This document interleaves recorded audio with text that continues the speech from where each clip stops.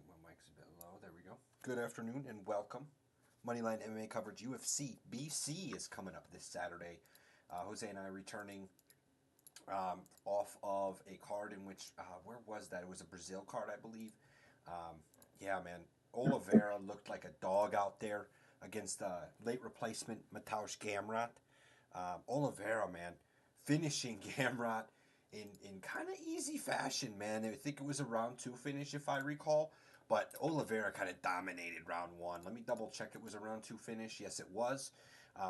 Kind of dominated Gamrot the whole way, though, and made that finish happen, rear naked choke, and ended up getting performance bonus. You know, Oliveira, man, especially at home field, I guess, for the lack of a better term, out there in Rio de Janeiro. Other quick highlights from the card. Montel Jackson, my boy, ends up taking the loss. He fought admirably against Davison Figueiredo, and in fact, it was a split decision loss. So enough to convince one judge, but in all reality, I think the main difference came in the takedowns, which is kind of what I said or what I knew was going to happen going into this fight. If it stays on the feet, Montel should be able to piece up Figueiredo, but Figueiredo was 2 for 5 on his takedowns, which was just enough, and he had over 2 minutes of control time, which definitely won him at least one round.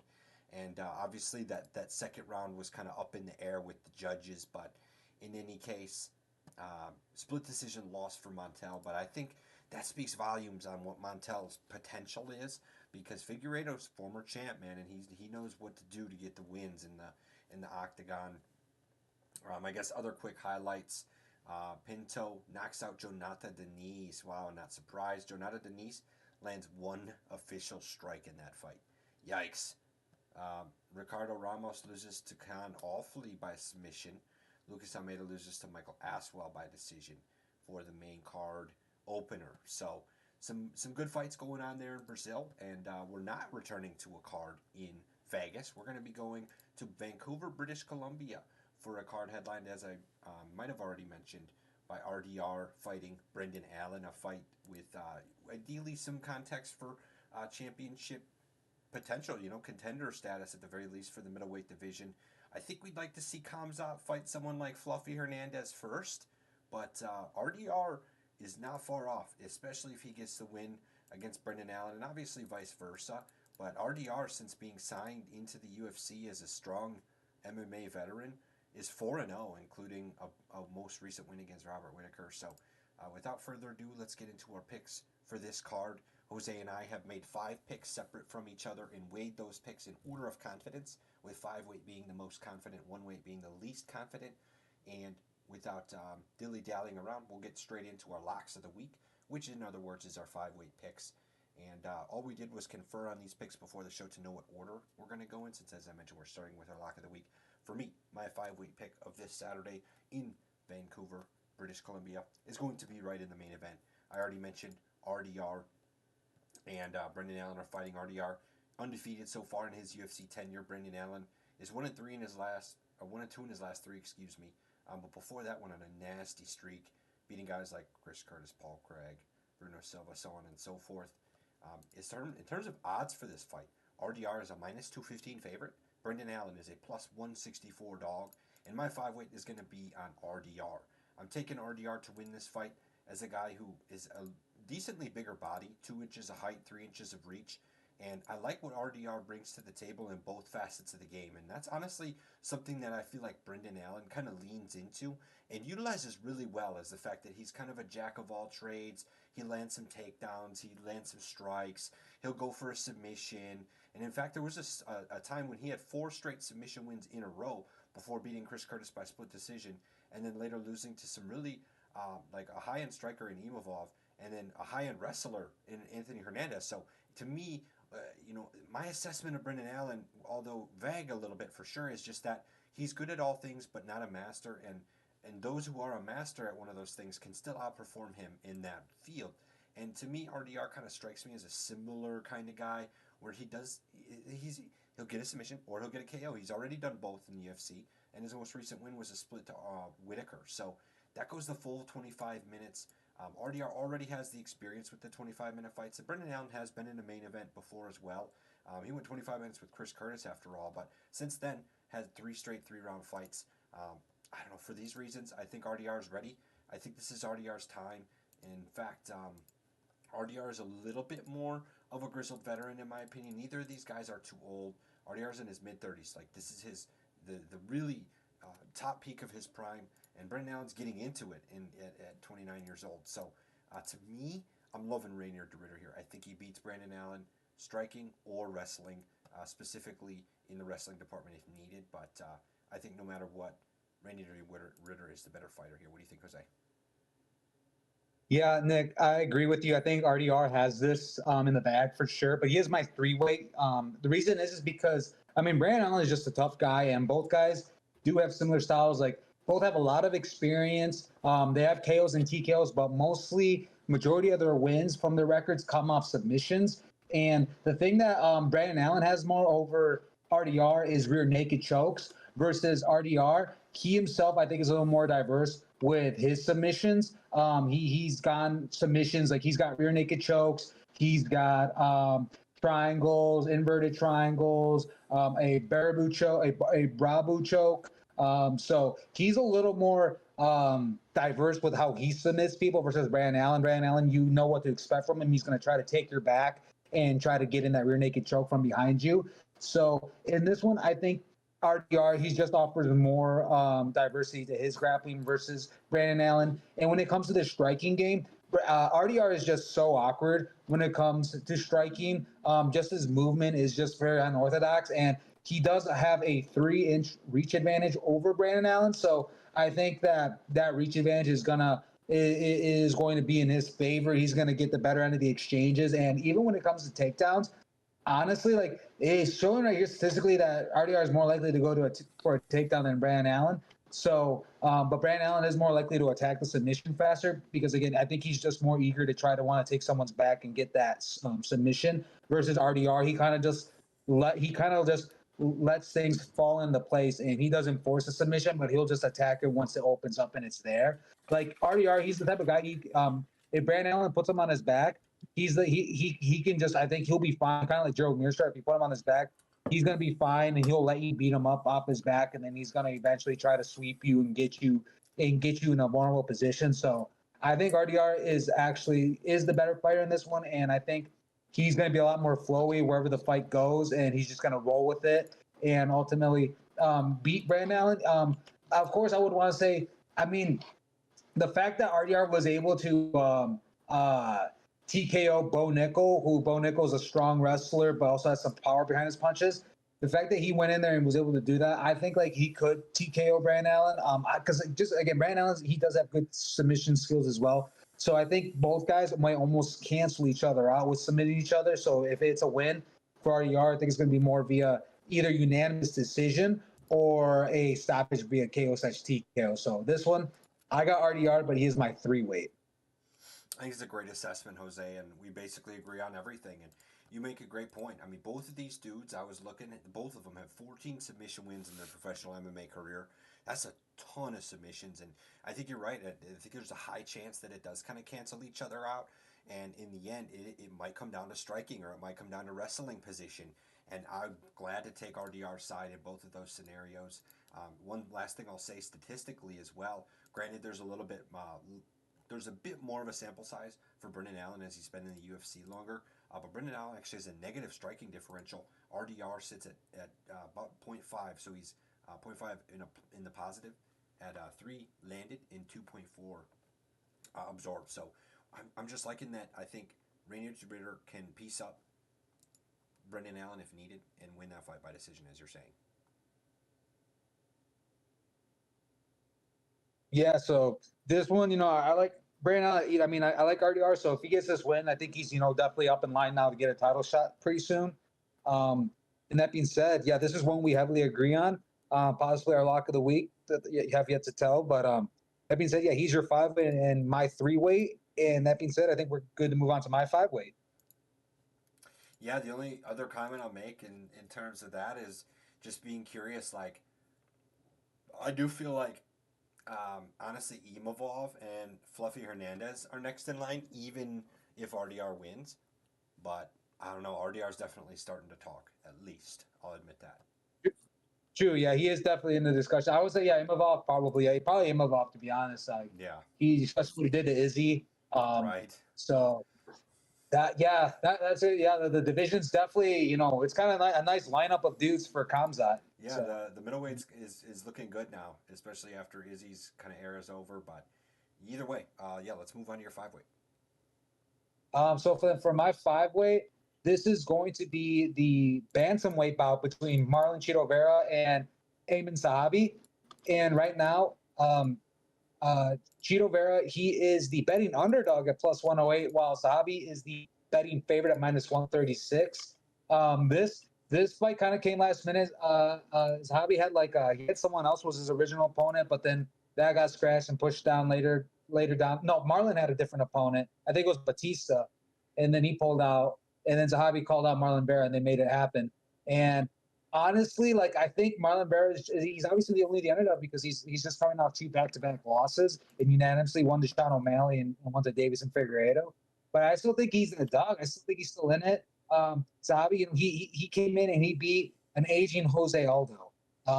And then other than that, he's got one of our Pedro Munoz. And then not the other dudes right before that.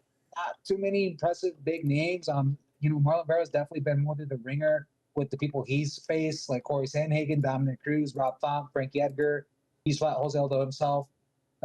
So that being said, I just think Marlon Vera, he's only 32 years old. He's not, like Zahabi, he's 37. Not like age is like a big factor in this, but like when you're just looking at like both their records and who they fought and their time in the UFC, like I would have thought Chito Vera was a lot older. I'm actually generally surprised he's only 32 years old because he's been at the top and fighting really good competition for a while now. And that being said, I think he's just still in. He's still a killer. He could probably even, I think, finish and TKO Zabi. So that being said, yeah, like if I didn't say it, yeah, Chito Vera is my 5 weight. He is an underdog, so I'm banking heavy on this underdog. I just think he overall, it's going to be a striking fest, 100%. This fight is going to be a striking fest, but I think Marlon Vera, he's just a lot more brutal with his striking. He's just more ruthless, in my opinion. Both guys throw a high volume of strikes, and both guys also take a lot of shots. So I think I think there's another match where I don't think anyone's going to get submitted, even though both guys do have submissions on their records, especially Cheeto with 10. I think this is going to be a fight where definitely someone's probably going to get put to sleep just because both guys like to throw a lot, like to throw down, and both guys eat a lot of punches. So I think overall this is going to be a finish, and I think it's going to go for Marlon Vera. So I'm willing to bank on a stoppage for Marlon Vera, especially as the underdog.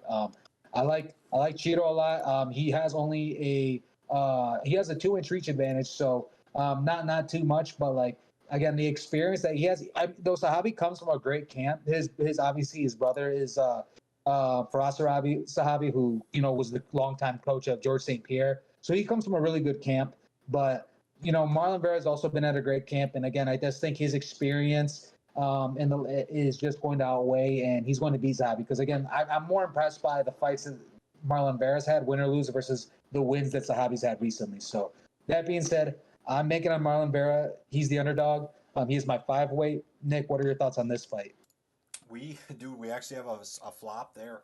Um, switch in terms of 5s and 3 weights. I agree with Cheeto Vera on my 3 weight, and mostly the same reasons I like Cheeto as a dog, man. I think that's pretty insane.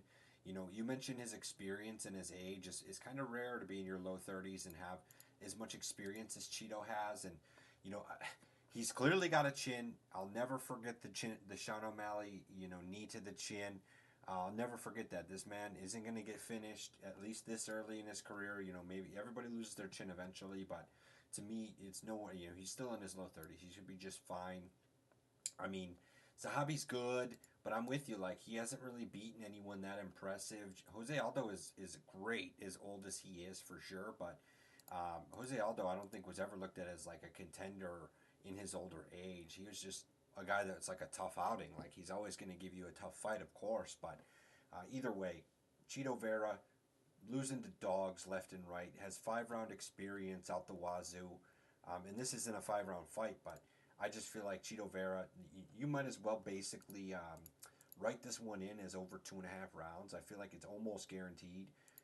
In fact, whatever's going to get you more money between better odds between over 2.5 or double chance either guy wins by decision because I feel like that's almost guaranteed to happen. But either way, I'm taking Cheeto's side on the dog. Yeah, that's yeah, fair enough. Yeah, like yeah, it's not much to say there other than yeah, like I don't know. I'm assuming the only reason why he's such a big dog, why he is the dog in this one, is just because of his recent losses. But again, like Davidson Figueroa, who just got that split decision win this past weekend, we saw Sean O'Malley, and then even that Corey Sandhagen loss that he took was a split decision. So, people like, don't like. I feel like don't we can't forget who Cheeto Vera is. So that being said, yeah, this is definitely obviously our dog of the week. Then Cheeto Vera, my 5-way and your 3-way. Absolutely, man. Absolutely. So that said, we'll move on to my 4-weight then.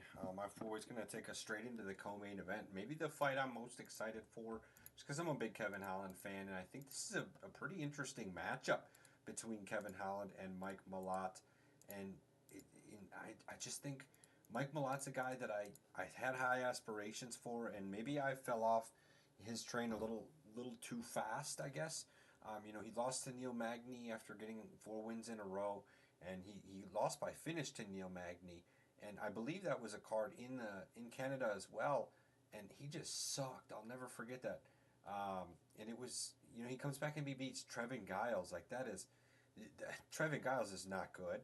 And okay, Chuck Buffalo, I do like his win against Chuck Buffalo. I mean, I'm a little biased, but Chuck Buffalo's a tough dude, and he went out there and KO'd him in the second round. That's pretty good. But really, like Kevin Holland, man. I mean, what are we doing here? Kevin Holland's way bigger. Kevin Holland's got like 7 or 8 inches reach advantage. Kevin Holland's like a real threat in terms of like random submissions and like you don't want to go wrestle Kevin Holland. That's crazy. Mike Malott's crazy. If he's cool with wrestling, I'd be worried. Holland is just so good at slipping things in. He goes for submissions. He finds them, and I mean, shoot. He's had a handful of submission wins under his belt, 10 of them, and 13 KO wins. I don't know. To me, we're looking at Kevin Holland as a dog here. Like, Mike Malott's minus 130. And what did Mike Malott do? Like, Mike Malott's coming off Chuck Buffalo KO. Like, okay. But he's not going to KO Kevin Holland. Get the hell out of here with that. There's no way. Kevin Holland at plus 102. I'm almost talking into myself to making him the 5-weight instead. I mean, I don't know. I like Kevin Holland a lot here. I think he wins in every facet of this sport. What do you think, Jose? Yeah, so for this one, I agree with you. Like down to even the ranking, I have Kevin Holland as my 4-weight as well. Mike Malott. The thing is with that Neil Magny fight too. Not like to trash on too much, but like he was looking good, and then he just kind of gave up and got finished by Neil Magny. And Neil Magny, he's one of those guys like he's just so active, and if he's on it, he's on, and he's gonna just completely embarrass you and just beat you down the whole fight. But that was a fight that he actually, if I recall correctly, he wasn't winning, and Mike Malott had a good game plan. It wasn't until at some point it just switched over, and Neil Magny was able to pull out that win in the 3rd round and get the finish. And other than that, like Mike Malott, like we've seen him redeem himself and come back and get 2 wins again. But now we've seen him go against someone who's got a lot of experience, who's on their A game, and Kevin Holland is one of those dudes where when he's on as well. Like he's also gonna make it a short night for you. Like he's got, even though he out of his 28 wins, Kevin Holland has 14 KOs, has TKOs. He's got crazy submission wins too. Like he's got really good jiu-jitsu. He's really good at fighting off his back, and he just puts people. Like, he can put you to sleep and end it right away. And the thing I like about Kevin Holland is he takes on everyone. He'll go up to middleweight and take on anyone. He went up to middleweight to take on Michael Venom Page. That may have actually been a welterweight, but he's taking on Marvin Vettori, Roman Dolidze, RDR at middleweight, and then he's fought like Jack Della. He went split decision with the current champ Jack Della Maddalena a couple years ago. So even with he just is willing to embrace all comers, and I think like Mike Malott, no offense to him, but he's just definitely not the level of competition that Kevin Holland is used to like going against. I guess like again, like this guy took on Hamza Chimaev like last minute too at one point. So like I just think Kevin Holland, he's just a lot better like than his record even says. Like he has a lot of losses, but he has it because he takes a lot of fights on short notice, and he's just a very active fighter, and that's what comes with it. But now he fought in July, and he did lose to D-Rod, but before that he was on a 2-fight winning streak against Vicente Luque and Gunnar Nelson. Nothing to shy away from. Mike Malott, again, like no offense to him, but he's just not really like the same caliber as the other guys. This should be a win for Kevin Holland, especially if Kevin Holland shows up. If Kevin Holland does not show up, is not in his A game, like I still think he can still pull off a win in this one, regardless. And how they match up, I mean, I could be wrong, but I do think Kevin Holland is going to be he's slightly taller, he's 6'3", and dude, the reach advantage that he has is insane. He has an 8-inch reach advantage over Mike Malott. So I think that's going to play a huge impact, especially when it comes to the striking on the feet. Both guys throw a high volume of striking, so they're both going to engage. So I think on the feet, Kevin Holland, with that reach advantage, I think he's almost going to probably toy with Mike Malott for a bit. And that being said, I think he can finish Mike Malott. So I feel really heavy on Kevin Holland. He is also my forward for that reason. That's a tie. That's crazy. Then I don't know if that's a first, but 3-way tie between Moneyline and Lock of the Week. Very interesting there. So I guess take your pick or make a 3-leg parlay. But that's funny that Cheeto, Holland, and RDR all equal 8 total confidence points from us. But with that, I'll let Jose go to the 2-way. Yeah, 3 locks of the week. That's crazy. Literally all the same. One is not. So I guess whatever the audience feels comfortable with, or why not just 3-leg parlay with all 3? Yeah, that's exactly. Why not, man? But yeah, that being said, this brings us to the one of the very few women fights of the night. This third fight of the night, the third women's fight of the night, which is the last one on the main card, and it's the women's flyweight bout between Manon Ferriot and Jasmine Jasudavicius. I still got her last name. Jasudavicius, and right now Ferriot is a big betting favorite at -230, while Jasmine is a underdog at +176. And for Jasmine, I'm going to go straight up. I'm going with the favorite, Ferriot, on this one, because she's just been on her A game and beat everyone. She did lose her first professional fight back in 2018, a split decision, and that was a long time ago. But since then, she's been undefeated. She's a finisher. If she doesn't finish you, she's just going to beat you down all the rounds. And up until she fought Valentina Shevchenko, but that's Valentina Shevchenko. She's on a different level as well. You have Valentina Shevchenko and Amanda Nunes. Like, they're like up there when it comes to female fighting. And Ferriot, so I'm not going to lose to Shevchenko, but before the Shevchenko fight, she unanimously beat Erin Blanchfield, and Erin Blanchfield is also up there too with the female fighters right now. She's beating like a lot of who's who as well, and so Ferriot, she's got really good experience. She's beating former champs as well, like Rose Namajunas, top contenders like Erin Blanchfield, and former title challenger Jennifer Maia. And Jasmine, she did beat Jessica Andrade, but everyone knows Jessica Andrade, she is a former champ, but if you look at her last 8 fights, she's only won 2 out of the last 8 fights. And the thing is Jessica Andrade, she's already been showing she doesn't have a chin and she's quick to finish. We're going to expect Jessica Andrade. She's going to come in, try to throw heavy hands, and if you can and she's a pretty short, stocky girl. So if you have a long reach, just keep your distance and you can finish her or wrap it up and submit her. When you fight Jessica Andrade, it's a good, easy game plan, I feel like, at this point. So for Jasmine, getting that win, it's it's a nice resume booster, but it's not like she's gone toe to toe with top people. She may have a win over Rose Namajunas as well at some point. No, she does not. So, and she lost to Tracy Cortez back in the day as well. So I know it's kind of like MMA math, but I'm seeing that Ferriot has put it more into it. Like in the UFC, she's literally proven and shown less weaknesses. For example, like her before the Shevchenko fight with Erin Blanchfield, Rose Namajunas, Caitlin which I think she changed her last name, but isn't it Caitlin Chokagian? Yeah, Caitlin Chokagian, who is now Caitlin Seminara. Seminar. Yeah, and so Caitlin Chokagian, we know that she's a phenomenal striker herself. So like going and Jennifer Maya before that, and she even finished Tabitha Ricci. So what I'm trying to say is like against those girls, she's gone 3 rounds and beat them unanimously. Like really good strikers and grapplers, and just beat them unanimously. And so she's shown high strengths. And again, to the Shevchenko fight is just the one fight which makes sense that she will lose. I think Manon Ferrero is like a powerhouse, like a juggernaut right now as well in this division. And both, she's 35 years old and she's younger. She's 1 year younger than Jasmine. So they're around the same age, but she technically is the younger fighter in this one. I think she's just gonna be the overall better fighter. She doesn't. She has a disadvantage in the reach, a 3-inch reach disadvantage, but she lands 4.73 significant strikes per minute. She's an aggressive girl. I think she's just going to close the gap and completely, almost. I don't want to say bulldoze, but she's just going to, I think, look truly dominant in this fight. So that she's my 2 weight. She could have been higher, but it's just like she easily could have been my 4, or even my 5 weight, to be honest. But just because of how I felt and how I justified the other fights, I just felt that comfortable. But she's a strong 2 for me. So that being said, yeah, I'm going with Manon Ferrero as my 2 weight, heavy favorite.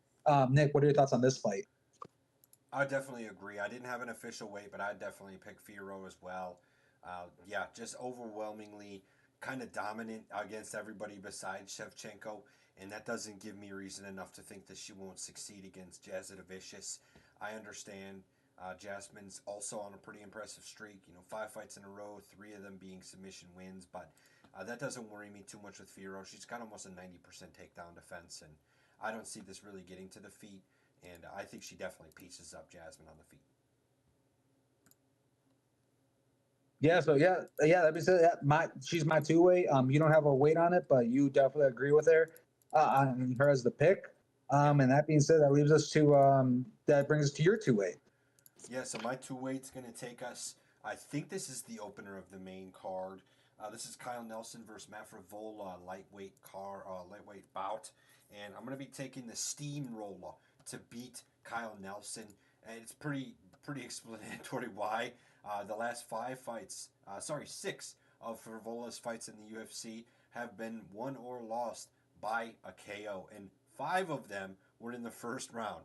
That just gives you an idea of what kind of fighter Matt Frivola is, and therefore, with that, I'm taking him to knock out Kyle Nelson in the first round or the second round, but most likely the first round. Just mark it in. Not only the winner, but the round in which he wins. It'll be the first round. Kyle Nelson most recently already lost to Steve Garcia and lost by KO in the first round. Kyle Nelson's no stranger to a finish in the first round, so I think he brings his own level of aggressiveness. But the only real advantage perceived that he has over Frivola is a 2-inch height advantage. Otherwise, Frivola has the power here. Frivola just needs to get to the chin and it's over, so just be ready. Frivola's going to win this fight in round 1 by KO. What do you think, Jose?